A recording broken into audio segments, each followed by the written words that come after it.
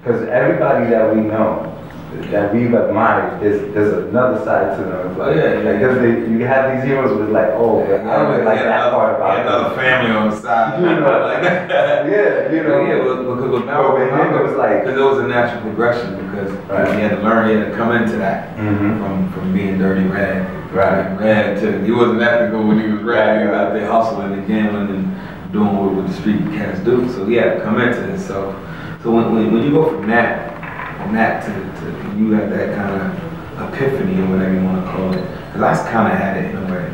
It's like you can't act like you're not cognizant or conscious of certain shit once you know it. Once you know certain things, you can't unlearn it. Exactly. So to go backwards, you'll be worse than you was. At that point. Exactly. And you'll be worse than you was ahead of time. Because now you know better.